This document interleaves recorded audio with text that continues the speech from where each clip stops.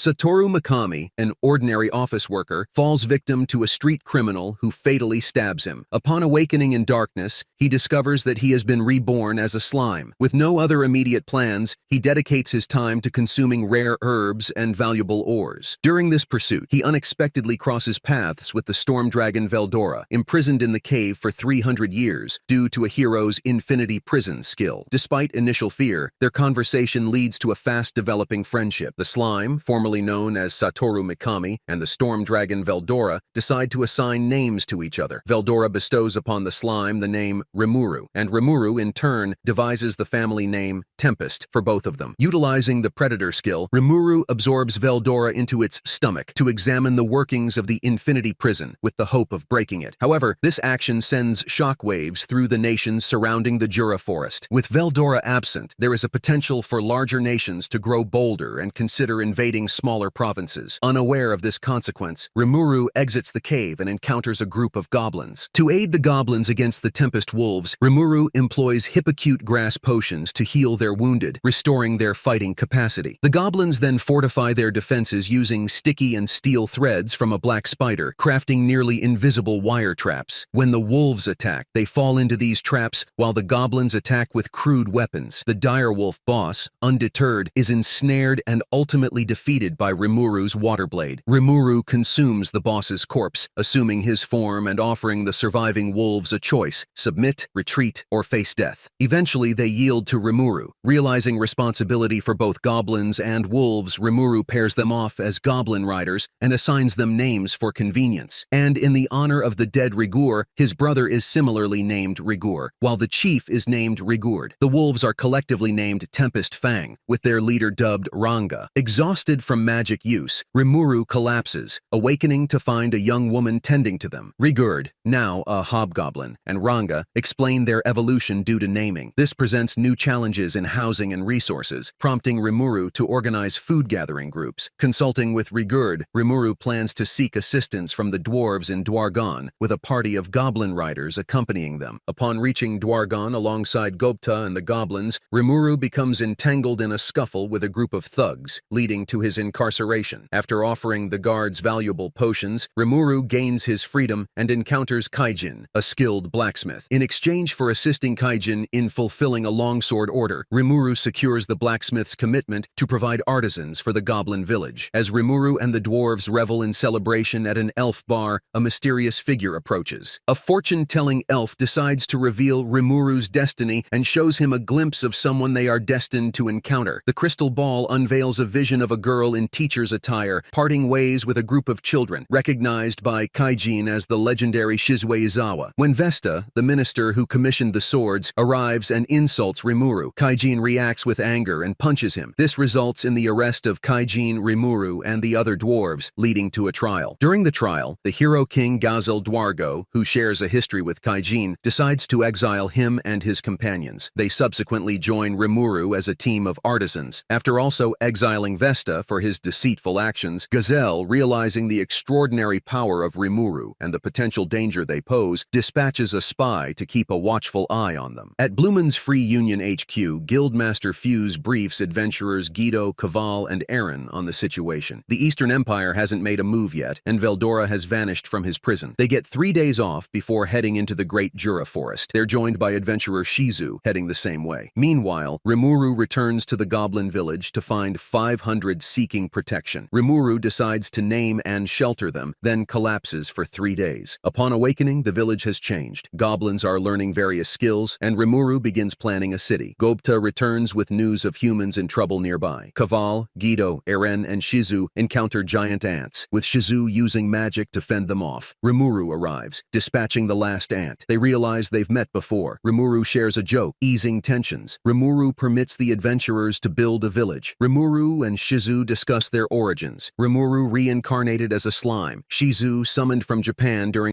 Second World War. They share stories, but the mood shifts when Shizu feels pain. Shizu experiences a haunting dream from her past, recalling the time when she was summoned by Leon and forcibly possessed by Ifrit. The memories are painful as she remembers the sorrow of losing a new friend and the little monster they had named together, all due to Ifrit's destructive presence. Later, as Shizu prepares to depart from Rimuru's village with the adventurers, Ifrit once again seizes control of her and unleashes flames upon the village. Despite attempts to quell the fire with water attacks proving futile, Rimuru adapts by replicating Erin's ice magic spell to handle Ifrit's minions. Realizing their immunity to fire attacks, Rimuru swallows Ifrit whole. Now trapped in Rimuru's stomach, Ifrit encounters the monstrous being known as Veldora. Shizu confides in Rimuru about the chosen hero, who had once guided her onto the right path before mysteriously vanishing. Sensing that her life is reaching its end, Shizu requests Rimuru to convey her final wishes to Leon. She expresses a desire not to die in the world that holds bitter memories for her, and instead asks Rimuru to consume her. Granting her request, Rimuru gains the ability to take on a human form. Determined to fulfill Shizu's promise, Rimuru decides to gather information about Leon. Meanwhile, a masked man named Gelmud is seen recruiting an orc named Geld with the sinister intention of unleashing a great orc disaster upon the Jura forest. In the evolving village of Rimuru and the Goblins, progress is evident as the dwarves construct various structures and furniture. The local goblin lords have appointed Rigurd as the Goblin King. Observing the community coming together, Rimuru decides to revisit the cave and test the skills acquired from Shizu. During this time, Rimuru receives a distress call from Ranga through thought communication, prompting a swift return. Ranga's hunting party faces an ogre attack, with most members put to sleep by the ogre princess. Ranga, Rigur, and Gobta sustain minor injuries. Rimuru aims for a peaceful resolution, but the ogres accuse Rimuru of orchestrating an orc army attack due to their leadership of similar monsters and a mask. Rimuru orders Ranga to capture the ogre princess while dealing with the others. Using paralyzing breath, Rimuru incapacitates the hammer-wielding ogre, ties up the female warrior ogre with sticky steel thread, and knocks out the sword-wielding ogre. Ranga captures the princess. The eldest ogre identifies the source of Rimuru's skills, establishing himself as the most dangerous. Rimuru attempts intimidation, but the ogre elder attacks, severing one of Rimuru's arms. Rimuru demonstrates ultra-speed regeneration, healing instantly. The ogre launches a full power attack, but Rimuru's thermal fluctuation nullification and anti-magic mask protect them. Rimuru reveals black flame and thunder, prompting the ogre princess to intervene, acknowledging Rimuru's innocence. She notes differences between Rimuru's mask and the one who came before. The ogres calm down. Rimuru removes the mask, absorbs the attack, and reveals their true form. They lead both groups back to the village to find the true culprit behind the orc army attack, noting the ogres lack names as they feast together. As Rimuru's village indulges in a banquet, Rimuru, Rigurd, Rigur, Gobta, and Kaijin learn about the ogres' history from the young master. After understanding their story, Rimuru suggests that the ogres become subordinates to enhance the overall fighting capabilities of the group. After a night of contemplation, the young master agrees to the proposal. Rimuru, in turn, decides to name all of them, leading to their evolution. Meanwhile, an army of 200,000 orcs is advancing toward the lizardmen's residence. Realizing the impending threat, the lizardmen scramble to make preparations for defense, suspecting that the leader of the orc army might be the legendary and fearsome monster known as the Orc Lord.